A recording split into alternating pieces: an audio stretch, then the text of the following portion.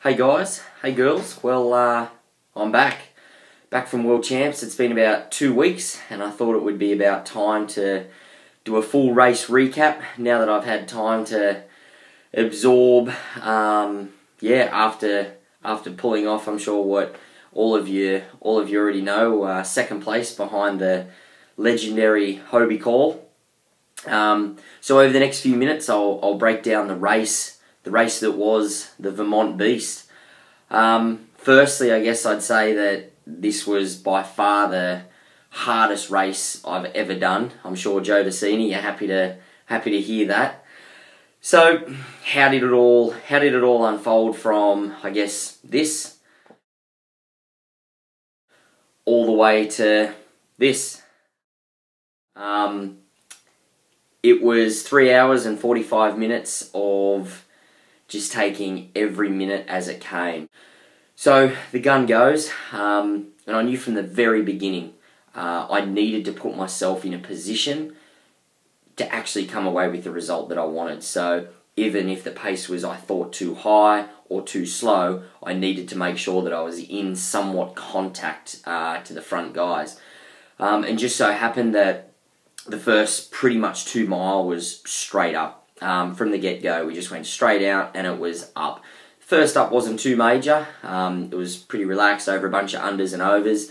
And then, yep, it was 30 minutes non-stop, hands on the quads, just looking up and, yeah, putting quite a bit of hurt on. I made sure that I kept a good eye on the really good climbers like Matt from Alaska, and pretty much emulated my form off his. If he was jogging, I tried to jog. If he was walking with his hands on his quads, that's what I'd do.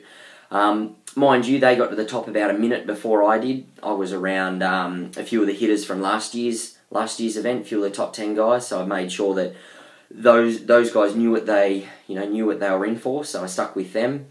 After the first climb, got to the top, made sure I had some fuel because I had a nutrition plan. That's one thing that I need to really reiterate, that I had a nutrition plan from the very start. And no matter what happened, when my watch said a certain time, I made sure that I had the calories that I needed. So yeah, got to the top of the first climb and then descended down what was just amazing. Like it was practically a cliff. There was no track. It was just straight down, dense bush, huge rocks, rivers for about 15 minutes. Then we turned straight around and went straight back up the same thing. And I think by then I was in about 9th or 10th position. And the leaders had, I think, about 3 minutes by then. So yeah, meandered up the next climb that was, yeah, hardly any running and just a full-on slog, and quads were starting to hurt pretty good by then. I think we're about an hour and 10 minutes into the race. Get to the top, again, have my fuel again, and then descend. We did a few obstacles at the top of that climb, a few decent-sized walls. Descend that climb for about another 10 minutes, and then we got to the sandbag, and I threw that thing on my shoulders, and it was at least 60 pounds, 65 pounds, so 30, 35 kilo. This is where I started to really realise that this is survival. Like, the bag was that heavy. Like, I'm looking up the mountain and there's guys going side to side, and decent sized guys, so I just knew that I just needed to plod along, get through it, survive that, and not lose too much time. By the top of the sandbag carry, I think we had it on our shoulders for about 15 minutes straight up. Cody Moat and Matt from Alaska, they were about 6 to 8 minutes in front by then.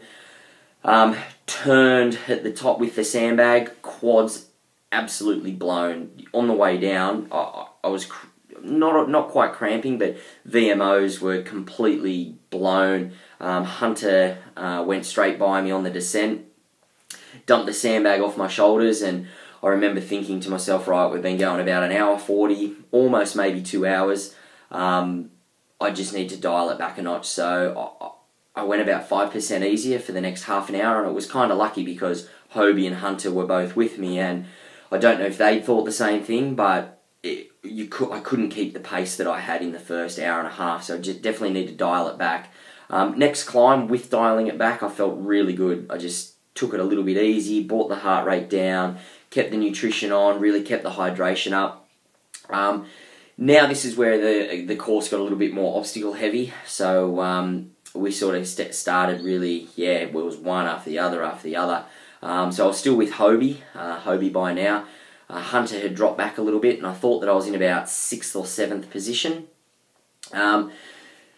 Descents, then finally we went to a barbed wire crawl. I hit the barbed wire crawl and all of a sudden started to cramp up quite decent. It wasn't too bad, and this is where Hobie got away on me on the barbed wire crawl. But I just really made sure that I just survival, just crawl, pick a good line, and try not to cramp too bad. Hopped down to the barbed wire crawl, mud everywhere, and they made us pick up the spear. Threw the spear, and I was like, happy days, I've made it. Turned, and as I turned, I heard it like a little chink, and I was like, no, I've missed it. It hit the wire. I looked at the official, and she's like, righto, let's do burpees, and oh man. So went and did my burpees. Adductors cramping up pretty bad, but once again, just tried to keep focusing on just keep moving forward, keep moving forward. I'm in a great position. So in my head, it was like, I'm in 6th or maybe 7th. I just need to survive.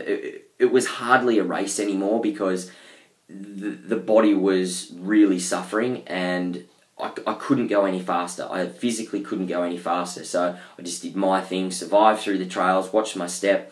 Got to where the crowd was, where we had the rope climb, another really long crawl, and then the swim started. Within 400, 600 metres, I think we did about 8 or 9 obstacles, one after the other, after the other, after the other. And this is, where we had another rope climb through the water, the traverse wall, another rope climb, the Tarzan swing, which I think to me the Tarzan swing was, this is where it happened, that I caught up to 3rd place. There was 2 guys on the side or 3 guys on the side doing burpees because they didn't make the Tarzan swing. So the problem was I didn't even see them. I was in such a daze that I just kept putting one foot in front of the other, and I ran past them without even knowing. And after the Tarzan swing and passing them, I saw Cody Moat on the side of the track, and he had this look on his face that, can you help me? And I was like, well, I can't because I've just had my last salt tablet and I've got nothing left. So I just ran on by, but as soon as I ran past him, I started to cramp really bad. Like I had fist-sized lumps in my adductors, so I had to completely stop. I stopped for about 3 to 4 minutes, took on a load of hydration, a few more calories, and I was just punching my legs to try to loosen them up because I couldn't move. Every time I'd move my leg, it would just cramp back up. And this is where I thought the race was over, and it was, I guess, a bit distressing that all of it just came crumbling down. And after about 3 to 4 minutes, I was almost like, right, well, I'll start to walk. So I started to walk, and then I started to jog, and I was like, wow, I'm not cramping. So then I started to run. I thought, this is so lucky. No one's passed me. So I thought I was in about 5th or 6th. And then I got to the traverse rope, the Tylenol rope. And Steve from Spartan Australia, he said to me, you're in 3rd. And I'm like, wow, I might actually be in 3rd. This is unbelievable. But he also said there was 2 miles to go. So I thought, right, I'll pick the pace up. And I tried to pick the pace up. That wasn't going to happen. Every time you just try to go 1% harder, the cramps would come back. So I just had to stay in my little pace, my little zone. And I was lucky enough to not cramp up, but it just kept going up and then back down. And I started to think, I was like, when 2 miles, I've been going another 40 minutes, is this ever going to end? And then I reached one of the really big walls and I ran to it and cramped up as I jumped to it, and I didn't think I was going to make it over the top of it because of the cramps, but I thought if I don't make this, I've got 30 burpees. So I just had to tough it out, got over the top. 2 of the guys said, you're in 3rd, man, you're still in 3rd, and you've got a bit of time. And I'm like, wow, this is so good. But I'm like, how far away is the finish? And they didn't answer me. So I thought, Joe DeCina has probably got another 3 or 4 miles of this stuff. So I just had to keep just surviving. Every little rise, I couldn't pick the pace up. I couldn't go any harder. I just needed to maintain pace. Otherwise, I'd cramp. So went down what I didn't know was the final descent. Didn't even see Hunter on my left going up the other way. Got down what I thought was the last descent, and they've loaded another sandbag. And I'm like, I seriously don't know if I can get this back up the hill. And then someone said to me, Hunter's just there about 2 minutes away, and I've looked up the mountain and there's Hunter going side to side to side. I'm like, right, there's second place. So head down. I just busted my ass for about 3 minutes, and I caught him right at the turnaround on the sandbag carry. Didn't say a word, straight past him. We ran together for about a minute on the descent, and then I thought, I need to surge now because I know how fast this guy is if it comes down to a short sprint. Surged, just got away from him, and then dumped the sandbag, turned left, came down the hill, and I saw that it was the finish. It was the final piece. I could see the archway. I just had to get over one 45-degree wall.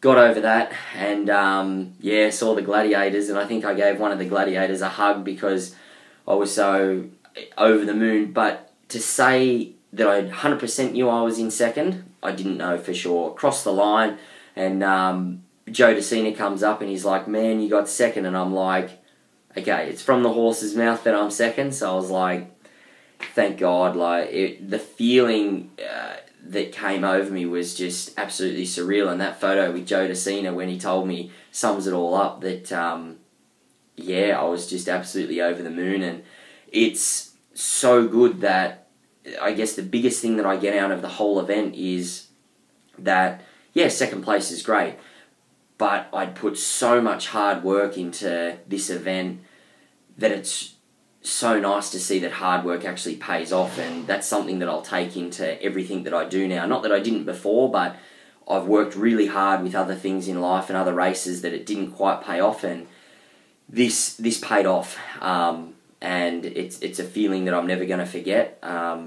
That's really touched me. So from here, I just want to say a huge thank you to Iron Edge for getting me over there. And you know, we sat down a long time ago and they said, what do you want? And I said, well, I want to try to bring the goods back home. And you know, I was only one off, but you know, Hobie, an absolute, you know, god of the sport. And to everyone that raced, you all know, you know, how tough it was. It was absolutely ridiculously tough. So awesome job. To Innovate helped me get over there as well. Big thank you, really appreciate it, guys. The 212X Talons were amazing. To my training buddies, those 3:30, 4 o'clock mornings, Ryan Roberts finished off 5th. Jared Page was in awesome shape and then had a huge spew on the side of the track. And then, yeah, heard a fair bit after that. To Melissa Robinson, she came 15th female. So awesome job. But a huge thank you to my work, Mingara One. Yeah, you guys are absolutely awesome. It's so good to be back. And the biggest thank you to my wife for putting up with me for 3 to 4 months of just head down and focus. So without Elise, this wouldn't happen. So a huge thank you. So what's next? Well, next, I respect my body. I'm going to have a few weeks, maybe months, where I'm just going to really dial it back. I've just started a new squat program. I'm going to do yoga every day, and I'm a big believer in that I've really taken a lot from my body. So now it's time to put back in, build a new foundation, and get strong and supple again. And I'm really looking forward to that. And for anyone that at home, if you're thinking of preparing for the World Champs next year, you probably want to start to think about contacting me about December, because I'll have a full program for anyone that wants to get over there. Obviously, the proof's in the pudding that I ended up second, Ryan Roberts 5th, Melissa 5th, and Jared Page, I honestly think without having a bit of a vomit, he would have pulled off probably a top 20. Jen DeGard without doing hardly any running, she was able to pull off a great result, and same as Kate Barsby, absolute workhorse. And you know, these ladies first year over there, and I really think that next year they can pull off an even bigger result. So if you do want to get there prepared, just email me at matt@mattmurphy.com.au. So just keep watching the videos over the next few months, and there's some really great things to come. And follow on, drop me an email, drop me a message on Facebook, and I so appreciate all the support. So thanks a lot.